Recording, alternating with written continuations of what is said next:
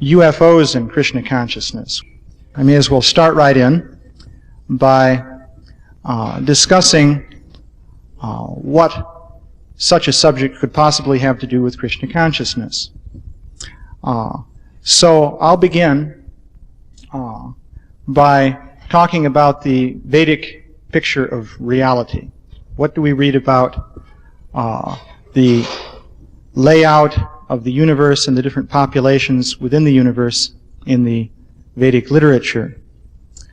And given the basic description that you find in Vedic literature, what would one expect to find in the modern observable world that might tend to confirm that or disconfirm it, or in some way shed light on the reality of the basic Vedic worldview? So I'll begin by giving a just brief synopsis of the Vedic description of the universe. What you have is a universe created by supreme intelligence. The, of course, initial creator of this material universe is Lord Brahma, who's manifested from the lotus flower coming from the navel of Garbhodakshai Vishnu. From Brahma there are emanations of Prajapatis, who are beings who are empowered to create other species of life. From the Prajapatis, various generations of species descend. There are 8,400,000 species of living beings within the universe. All right. There are 8,400,000 species of life within the universe. And of these, 400,000 are described to be basically human in form.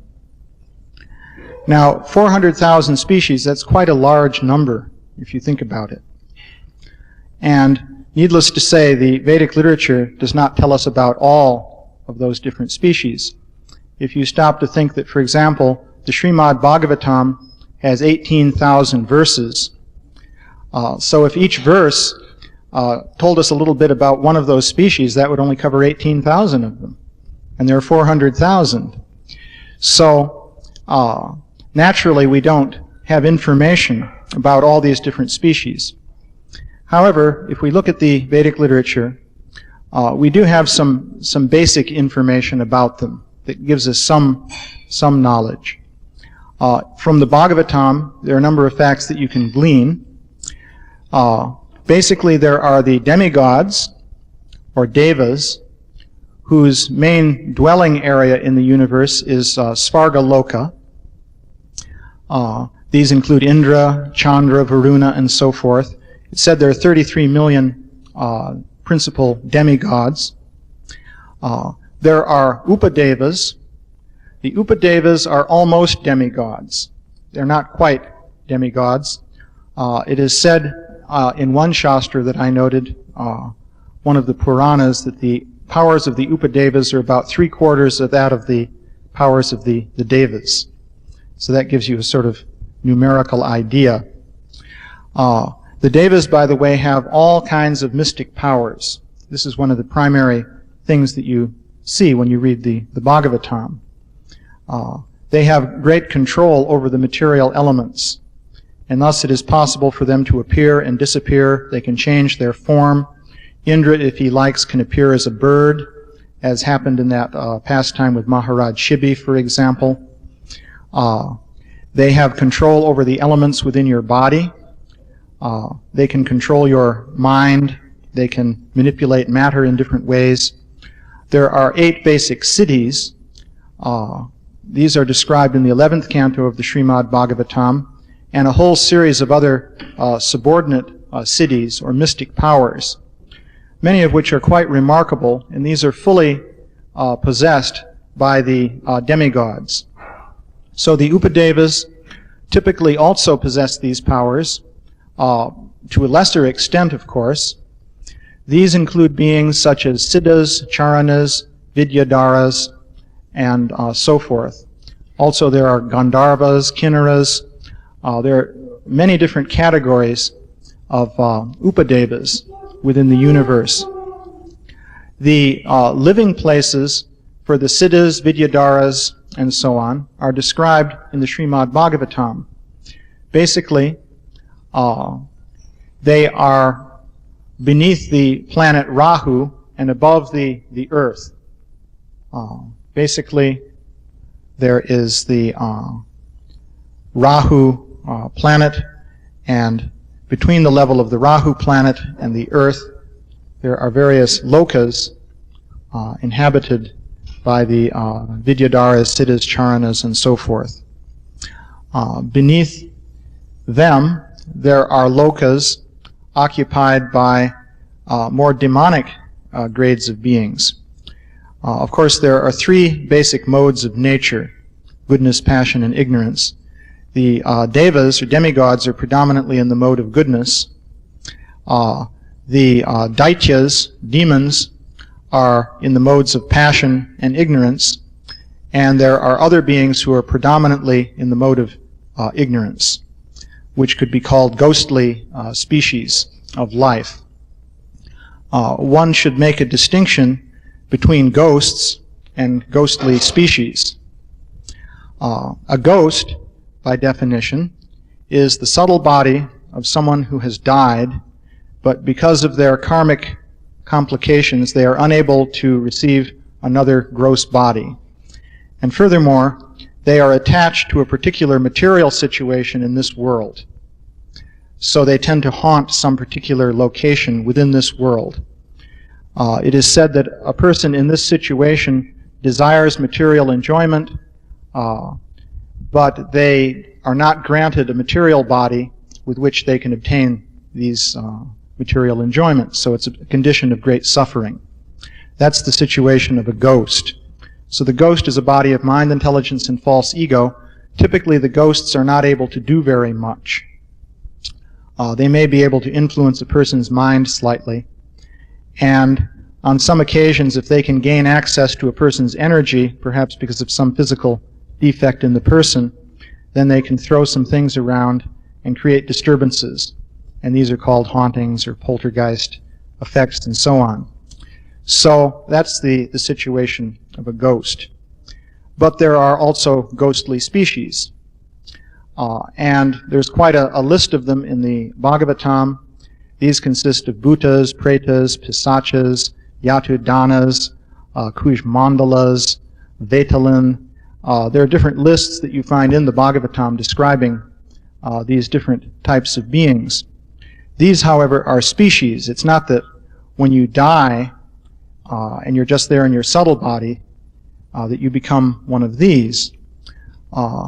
You can also become one of these beings as a result of karma. But they have organized societies, and they are definite species with definite bodily forms.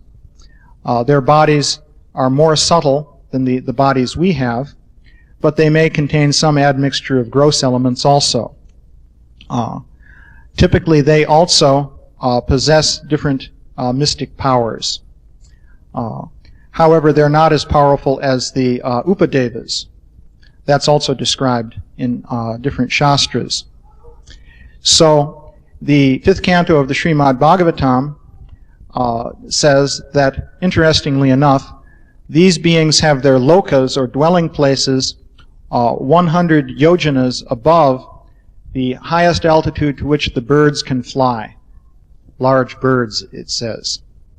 So that would indicate that above more or less the upper region of the troposphere, I guess, in modern terminology, if you go 100 yojanas up, which would be about 800 miles, then according to the 5th canto of the Bhagavatam, that's where you come to the domains in which these beings are living.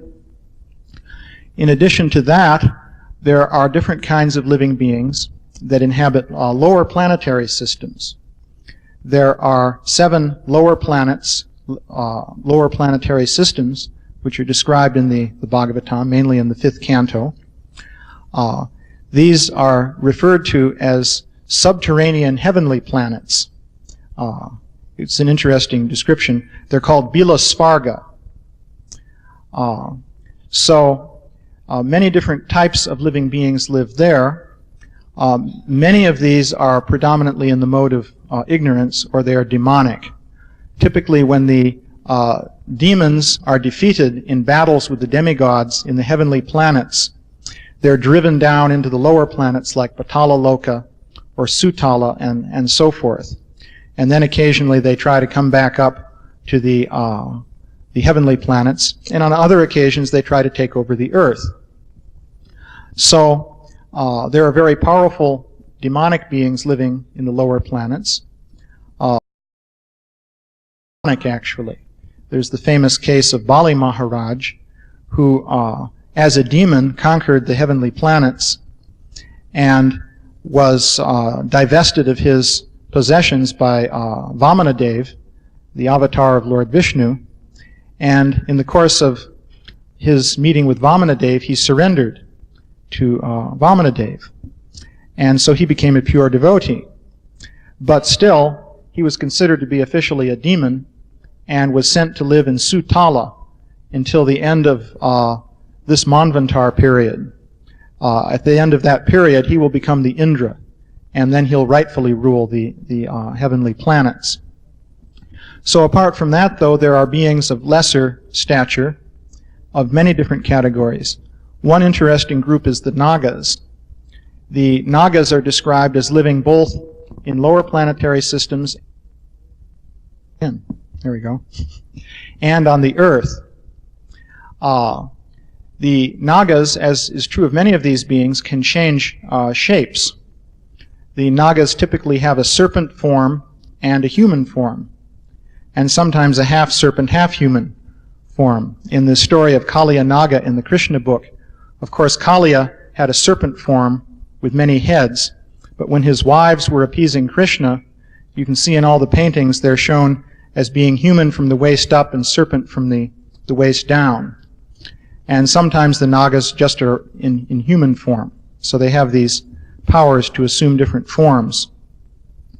It is interesting that the Nagas play a role in the description in Vedic literature similar to that of the so-called fairies in Ireland and Scotland and so forth.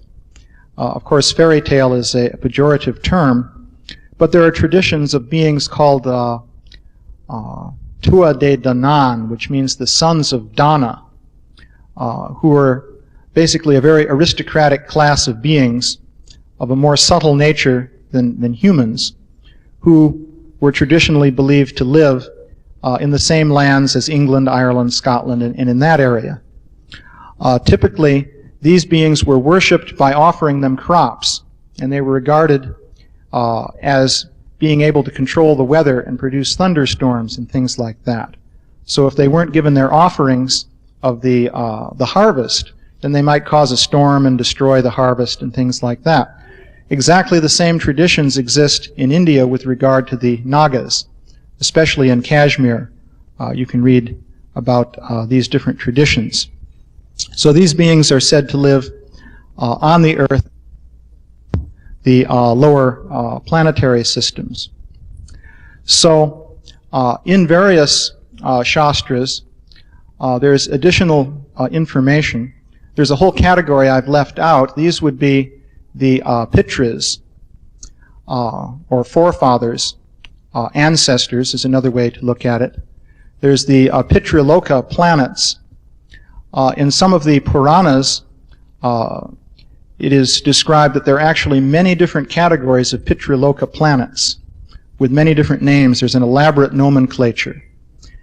So it's a very complex system. Basically, in the Bhagavatam, we just read about Pitraloka, but it's actually described that there are more Pitraloka planets than there are planets of the demigods. And in a way that makes sense, because the Pitraloka planets are connected with the transmigration of souls, and a lot of souls are transmigrating. The demigods are more like cosmic administrators. So, in any case, it's interesting to see that there's a vast array of Pitraloka planets.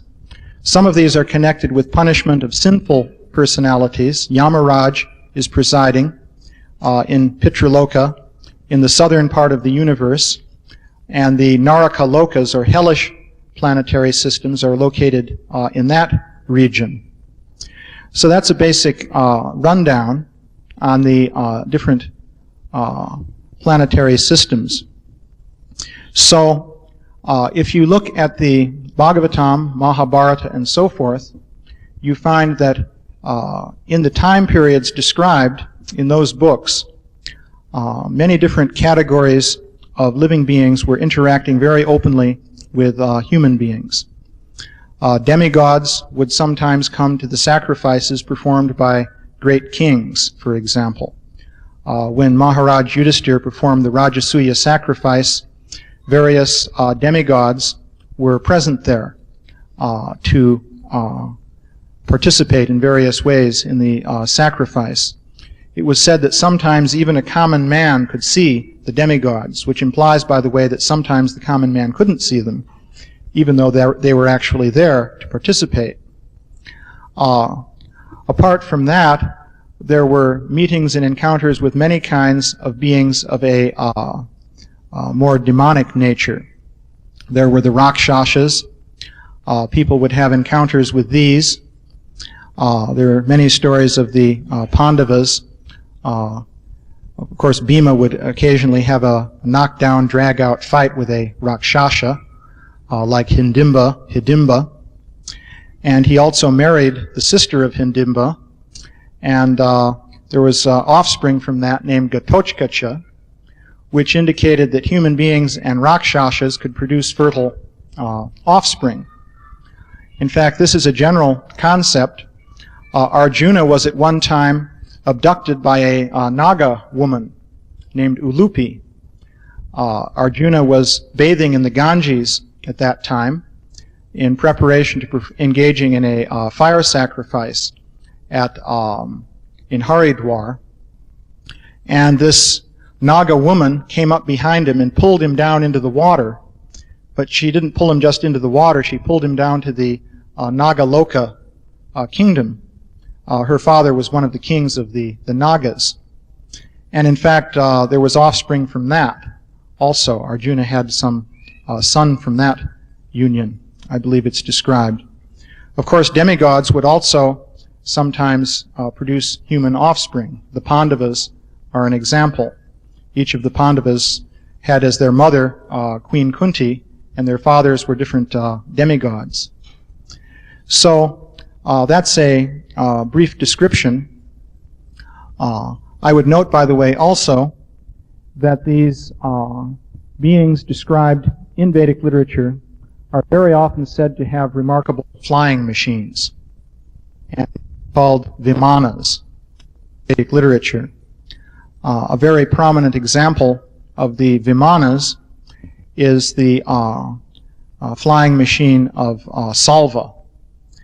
Salva, by the way, was a human king, but this flying machine was built for him by Mayadanava, who is an inhabitant of a lower planetary system and is a famous technological wizard. So by the arrangement of Lord Shiva, Mayadanava constructed this spaceship, or whatever you may call it, for Salva. Apart from that, there are many descriptions of vimanas. The demigods themselves are even called Vaimanika, which means those who travel in vimanas. The Upadevas are typically described as having them. For example, the Vidyadharas, typically they're flying in vimanas. The Gandharvas also. There's some of the vimanas are sort of like single-seater vehicles, it seems. For example, one Gandharva was flying over the palace of Devahuti, and he saw Devahuti playing ball on the roof of the palace, and he fell out of his vimana. He was so infatuated with Devahuti, so it seems as though maybe he banked too steeply and he didn't have his seat belts on. So, on the other hand, the vimana of Salva was huge. He had armies on board his vimana, and he was dropping all kinds of things on Dwarka. It's interesting, by the way, that he was not dropping bombs like in World War II. He was dropping slabs of rock, tree trunks, poisonous serpents, and so on. So it seems he didn't have a technology for bombing. So this was entirely an amateur operation. He just happened to get this flying machine from somebody else who knew how to build them. But in his own human society, people didn't know how to build those things, evidently. Or they would have had the technology that goes with it for bombing and so forth. So, also there are descriptions of flying cities in the Vedic literature. There's the city of Hiranyapura, for example. Hiranyapura was occupied by different groups of Danavas, such as the Puloma and Kalikeya Danavas.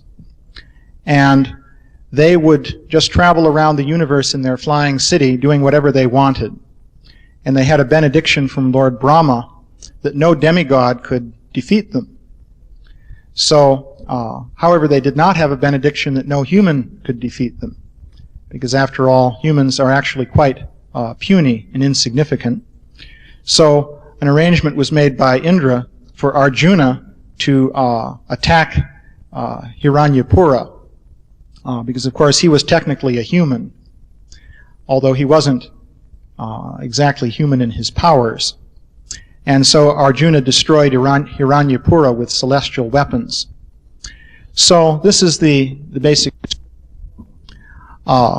So if this is true, one can ask, well, what about the world as we experience it today? Now today, the standard view of the world, which people are raised on, is that basically human beings are the only intelligent form of life which exists within the range of our senses. Scientists will argue that all of the planets in the solar system are uninhabited except for the Earth. Life cannot exist there. They speculate that if life could evolve on the Earth, then maybe it could evolve on some other planet, on some other star, but the probabilities are that this would be very, very far away from the Earth. And many prominent scientists, such as Carl Sagan, for example, have argued that interstellar space travel is not at all a practical consideration. There are limitations imposed by the speed of light and the theory of relativity and so forth. So practically speaking, we are alone in the universe as far as intelligent life is concerned. So, in contrast, the Vedic literature describes all these different forms of life, many of which live on the Earth or beneath the Earth in a subterranean region, or very close to the Earth, a few hundred miles up above the Earth's atmosphere, and so forth. So one natural question that you can ask is, well, if that is so, where are they? Now, this, of course, is the Kali Yuga. It's different from the Dwapara Yuga. It's described that the demigods do not manifest themselves before human beings here on the earth anymore during the Kali Yuga, because proper sacrifices for the demigods are not being performed. So they won't appear here. They still live here. Lord Chaitanya, for example, met Lord Shiva on Sri Shaila Hill in South India. That's described in the Chaitanya Charitamrita. And various other demigods were also living there, as described there. So, but they don't make themselves visible normally to human beings in this day and age. At least that's not the standard procedure. But there are many other categories of living beings, and there is no account indicating that they have ceased to be manifest or to live on the earth. In particular, there are beings in the mode of ignorance and so on and so forth. So one prediction one could make based on the material in the Bhagavatam is that it would seem that there should be some interaction between human beings and some other form of human-like intelligent beings.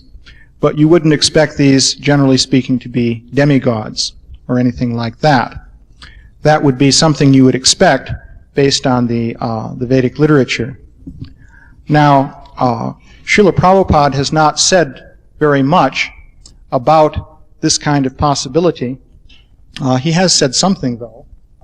One comment that Srila Prabhupada made, I think this devotee Madhu Visa was asking Srila Prabhupada about UFOs and so forth.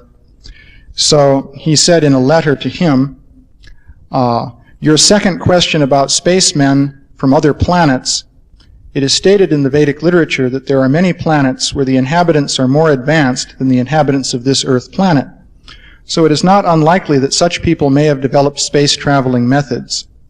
They occupy higher posts in the creation of the Lord, and so they may be considered as demigods in the same way as the president is especially empowered by the nation. But this does not mean that such spacemen are necessarily carrying the messages of the Lord, just as the business of the state employees is not to act as the state representative, but he acts in his particular job. So that's an interesting statement. So all Srila Prabhupada is saying there is that such things are possible. It is not unlikely that such people may have developed space-traveling methods. But there's the interesting point that he makes that this does not mean that such spacemen are necessarily carrying messages of the Lord. That could be highly relevant. So, now, that is the introduction concerning the Vedic worldview. So, what I'll refer to now is the topic of UFO phenomenon. Say a few words briefly about that, and then relate the two topics to one another. The basic theme of with regard to the UFO phenomenon is that people since the late 1940s have been reporting some kind of beings traveling about in the atmosphere of the Earth with some kind of unusual vehicles. And people report meeting these beings and having different kinds of encounters with them and so forth. A number of interesting points can be made. First of all, this is considered to be a very disreputable topic in many circles. And there are reasons for that. I can go into a number of the reasons. Part of the reasons have to do with the uneasiness that is produced in people of the modern outlook on life at the thought that some other kind of beings may exist which could be equal to ourselves or superior to ourselves in intelligence and in power to manipulate the material energy. Such beings pose a threat, naturally. Lower animals that are less intelligent than ourselves naturally do not pose any particular threat.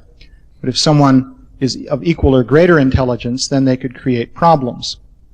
So there is a tendency for the idea that such beings may exist to create uneasiness. Part of the history of the UFO phenomenon is that there have been interactions between people in the military and different beings flying around in unusual vehicles. There's a very extensive history involved with this.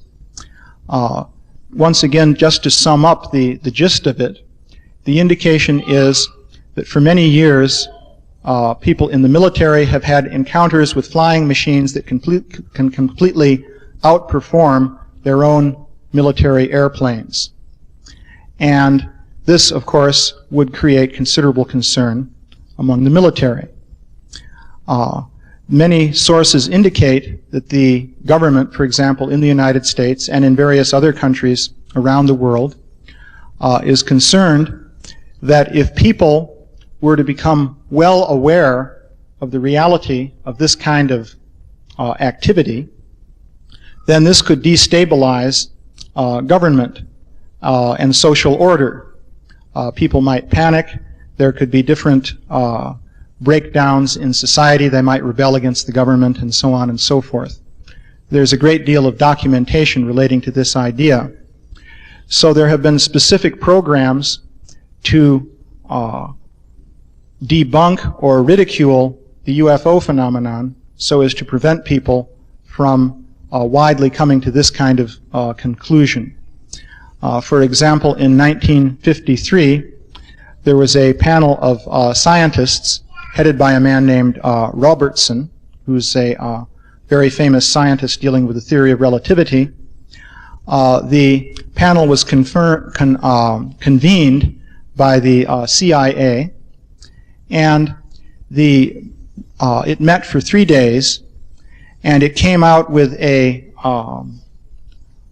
paper which was kept classified for many years, but maybe about 20 years ago that was declassified, saying that indeed this UFO phenomenon should be debunked systematically by making use of the media, different kinds of movies, TV presentations, and so forth, in which the idea was essentially ridiculed. So this kind of background is there. I won't go into that in much more detail. I will mention that quite credible witnesses have given testimony concerning relations between the U.S. military and the UFO phenomenon. For example, I myself have spoken to a man named Elmer Green, who's a PhD. He's working for the Menninger Foundation doing medical research. That's in Topeka, Kansas.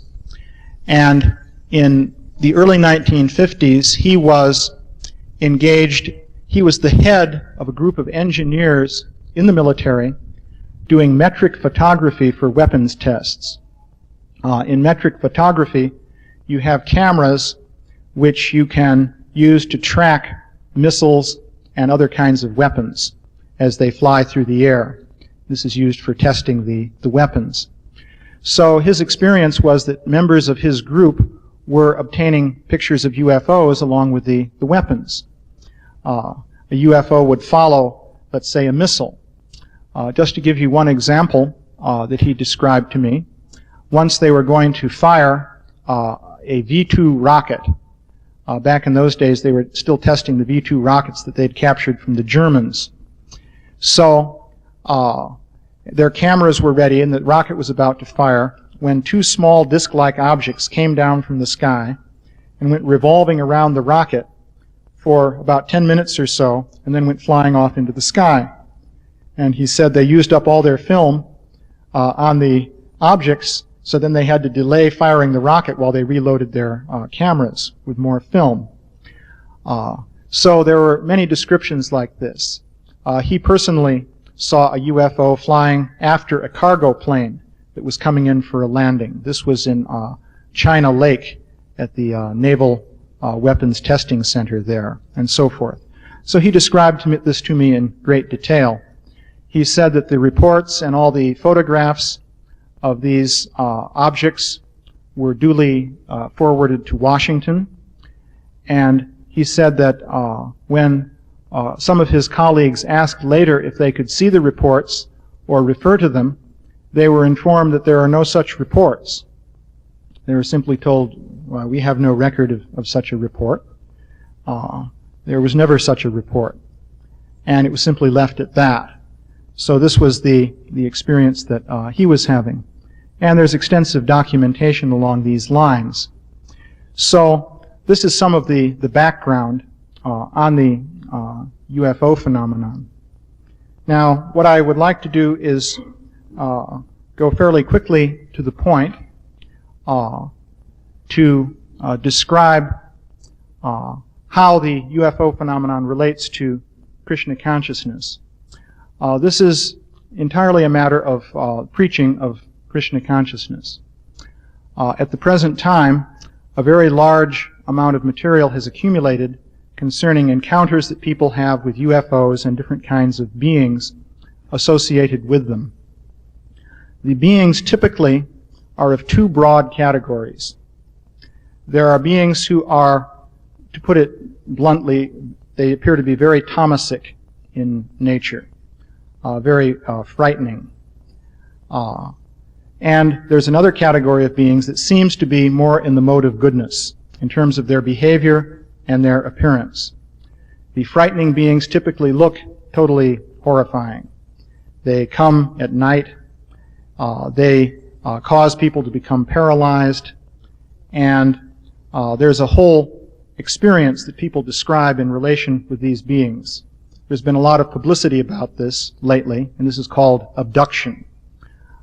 They will say that they are carried away into perhaps a UFO, at least into some room somewhere, they don't know where, and subjected to various types of mistreatment that sort of look like a medical examination, but they're very painful, and they involve quite a number of very unpleasant activities. These people typically become traumatized by the experience. In recent years, quite a number of people in the medical profession have begun to investigate these reports. Particularly psychiatrists and psychologists have made these investigations. They have found, typically, that the people are not psychotic. They typically exhibit signs of what is called post-traumatic stress syndrome, which is a psychological syndrome that develops as a result of traumatic experiences such as rape or, say, Vietnam veterans sometimes have this kind of syndrome and so forth. So basically speaking, just to give you an example of some of the psychological studies, a blind experiment was done with one psychologist named Elizabeth Slater, and I think it was 6 different people who had reported being abducted by these beings. Elizabeth Slater was not told that that was in fact what these people had in common. Nothing about UFO abductions was mentioned to her. She was merely asked to give a psychological evaluation of these people. She performed the evaluation, concluded that they were all perfectly sane. These were people, by the way, in a number of walks of life. One was a New York corporate lawyer, for example, a woman, career woman. Another was a secretary. One was an artist. I think someone was an engineer. Variety of different backgrounds. These were all very respectable people. They were not nutty in any way. They did not have unusual occult interests. They were quite run-of-the-mill, actually. And they were certified by her to be perfectly sane, but she observed this post-traumatic stress syndrome type manifestation in them. When she was informed that what they had in common was that they had been carried off by strange little men and subjected to tortures of different kinds, she was totally shocked. And she said that according to her previous training and understanding of psychology, people who would tell stories like that would have to be strange psychotic characters given to fugue states and schizoid experiences. So this is one example of the studies. Recently there's a professor of psychiatry at Harvard University named John Mack, who is taking these experiences very seriously. So these are experiences in which people claim to meet a kind of being which is, as I say, frightening in both in appearance and behavior. These beings typically exhibit what would appear to be the equivalent of different mystic cities described in Vedic literature. For example, there's a mystic city called Vasita city, which is described in the Vedic literature. It is a power of hypnosis by which one can control the mind of someone else at a distance. Srila Prabhupada commented that sometimes a yogi acquires a small degree of this Vasita city power, and he comes among the people, convinces them of some unreal thing, takes away their money, and then leaves. So the beings who engage in these activities appear to exhibit a power like that. They can control the minds and bodies of the the people who are having these experiences. Another feature is the Lagima Siddhi. That is the power to nullify gravity. And these beings are very frequently described as floating through the air. So sometimes when they take people with them, they cause them to float through the air also. There are many accounts like this, and many quite responsible people have given testimony to this effect. I'll just mention, for example, there was one Air Force officer named Moody.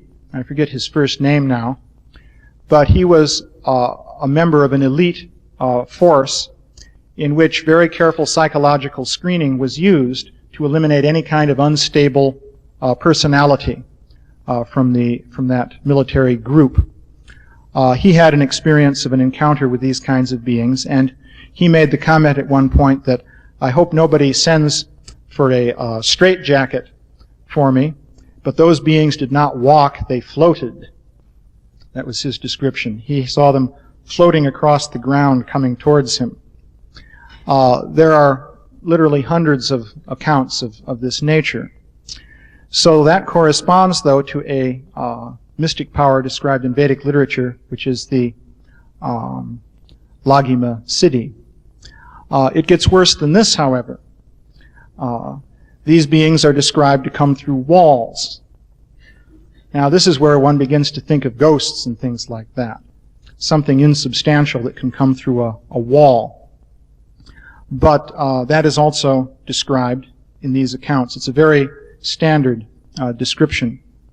There is, by the way, just to give another reference for credibility, there's a history professor named David Jacobs at Temple University in Philadelphia who has written a book called Secret Life. He studied a large number of these cases. And he, by the way, is pretty much of a materialist in his views. He makes that very clear in his account. It's, by the way, respectable to be a materialist, especially in a university these days. So he's a respectable man. And he affirms that these beings tend to come through the walls. And since he definitely does not believe in mystic powers or any kind of superstitious nonsense like that, he says that, well, they must have some kind of technology by which they can alter the molecular structure of the wall and somehow pass through it. It's just a very advanced technology. After all, just think to a savage tribesman, radio and television and airplanes would seem magical. So likewise, these things seem magical to us. That is the way he reconciles himself to these things. It is interesting, though, that these correspond to Vedic siddhis also. In the Krishna book, for example, we have the story of the abduction of Aniruddha. The story, of course, there is that Usha, of course, dreamed of this beautiful young man. Usha was a very protected princess. She was in the castle of Banasura, and there were no easy ways in there to get at her. But Chitralekha, her mystic yogini girlfriend, traveled through the ether. Srila Prabhupada, whenever he refers to this, he calls it traveling in outer space. But the space in question is the ether. And actually the ether is everywhere right here. It's not that it's just way out beyond the atmosphere. So Chitralekha could travel through the ether or through outer space, which, as far as I can understand it from the different descriptions in the Vedic literature, means that ordinary matter would cease to be an obstacle, and she would just be going through the space. It's as though you can ignore everything that's in the space and just go through space to another place, which means you could travel through walls, trees, or whatever was in the way. At the other place, you come back into the normal state of existence, and it appears that you've passed through matter.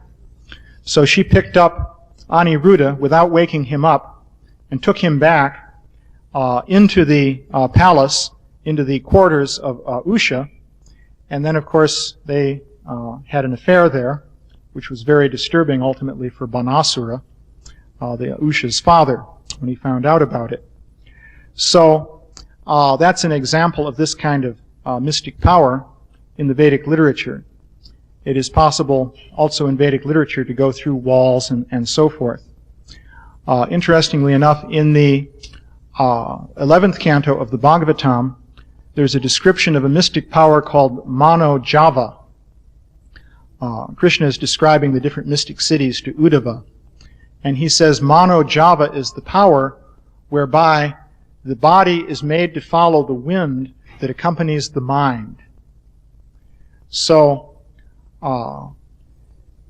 that's an interesting idea. According to that, if you move your mind somewhere, Srila Prabhupada has spoken of traveling at the speed of the mind. With this mystic power, your body will move with it, and your body will go to whatever place you visualized in your mind.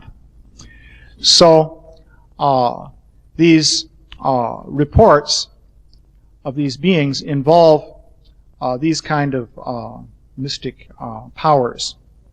So there's a strong analogy that can be drawn with the powers exhibited by these beings and the powers described in Vedic literature. Furthermore, the beings seem to fall in a sort of ghostly category, just based on the descriptions people give of them. And in the Vedic literature, you have the different categories of ghostly beings. As I say, these are not ghosts, but they are beings of a ghostly nature that tend to be predominated by tamagun. These, by the way, are described in great detail in the Vedic literatures that relate to Lord Shiva. This makes sense, because Lord Shiva is Bhutanath, so he's specifically concerned with those beings. For example, in the Vayu Purana, 18 different kinds of bhutas are described, and their bodily forms are described. They have a great variety of different bodily forms. And then 16 categories of pisachas are described, with all the details of their bodily appearance. So, still that's a long way to go to get all 400,000 types of species. So, the basic idea then, with regard to this UFO phenomenon in the Vedic literature, is that this can be used for preaching Krishna consciousness. A lot of people now are taking these phenomena seriously. Many books have been written on the subject. At the present time, there are all kinds of TV specials dealing with this subject matter. As I say, professional people like psychiatrists and so on are involving themselves with it. So the interest is there. And one can take this material, compare it with the material in the Vedic literature, talk about the Vedic picture of reality, and say that this basically confirms the Vedic picture of reality. And it provides a forum then for talking about the Vedic picture of reality as something real. Apart from that, one can just say, well, on faith, one should accept that these things are true, but it's really becomes a matter of a leap of faith. One lives in the world of modern experience, in which we are the only intelligent beings that we know of on the planet, or within many, many light years of here. So one can consider on the basis of faith that, well, maybe the universe really is, or at least maybe at some time was, as described in the Vedic literature. But the advantage of this subject matter is that in discussing it, one can then discuss the Vedic picture of reality as something actually real. It's perfectly natural then to do that. And on that platform then one can talk about all kinds of things relating to Krishna consciousness. Now, one feature of this whole UFO phenomenon is that people who look into this at all seriously find it to be very disturbing, as you might imagine. I've described the tamasic aspect. There are other kinds of encounters that are not so frightening. I'll get to those in a moment, because there's an interesting thing we can say about those as well. But if we look at those that are considered to be very Thomasic, these are very disturbing. This David Jacobs, for example, said, "Sometimes somebody will ask me, what if this all turns out to be an illusion? And none of these things are real.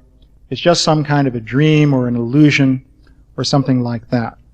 And he said that if that turned out to be the case, I would weep for joy. I don't want this to be true. This is what he was saying. So the Vedic literature provides the actual solution to this kind of problem. For example, and the solution, of course, is Krishna consciousness. The simple, basic logic of it is this. If we think that we are the only intelligent beings within many, many millions of light years, and we think that we have the power to control nature, then to solve our problems, one natural way to do it is to use our own intelligence, learn how to manipulate matter in a more ingenious way, and thus deal with the different difficulties. We can conquer disease, we can solve the problems imposed by nature, and so forth, using technology and science, and in this way deal with everything. And if we are the only intelligent beings around, how else could we do it? But if there's the possibility that there are beings superior to us that might in fact mistreat us in some way, for example, then what can we do? We can't fight them if they're superior to us any more than, say, members of a savage tribe could fight off people with modern military weapons. Just consider the plight of, some tribesmen when they meet up with a modern army. What can they do? So the solution then is simple. You have to appeal to some higher beings. If some beings higher than you are causing you trouble, then the only thing you could possibly do is appeal to somebody higher than them. Logically speaking, you may as well go straight to the top. One thing you can immediately infer from the existence, by the way, of beings other than humans is that there must be God. It's a natural inference. If we are, in fact, the only intelligent being on the earth, then you can perhaps give some credence to the evolutionary theory that we came up from the apes. Things have been gradually improving over millions and millions of years, and we're just the pinnacle of the evolutionary process. We're the best thing that's come along. So that makes sense in that picture. But if you have all kinds of beings superior to us, immediately the evolutionary view breaks down. First of all, the theory of evolution in no way can account for any of the types of beings that I've described, if in fact these are real. Now, by the way, as a point of epistemology, I don't insist that any of these things are real. It's perfectly all right for me if this is a species of folklore that has now emerged within modern consciousness for some sociological or psychological reason. That's perfectly all right. But a lot of people are taking it seriously, and Vedic literature says that such beings are real. Whether people are actually experiencing that now or not is another thing, but certainly they're reporting experiences which enable you to talk about this subject matter in a very serious way. And that's the basic point. In other words, we don't have to affirm that any of these things are real in order to talk about these things. In this book that I wrote, in the introduction, I said, in fact, I gave the advice that for some people, the best way to look at this is a study of folklore. And I'm not saying, by the way, that therefore it is just folklore. This is just a point of epistemology. What we're mainly interested in getting at here is the Vedic literature, and of bringing that into serious discussion among people. So, to cut a long story short, the solution to the problem posed by being superior to us is you have to surrender to God. If there are beings superior to us, that suggests that the theory of evolution is certainly not very good. Darwin's theory cannot explain the origin of such beings. If you try and stretch Darwin's theory to accommodate them, then you've got real problems. If you say they evolved on another planet, then the problem is, why do they look similar to humans? Because they do. They have 2 arms, 2 legs, head, eyes, and in the right place.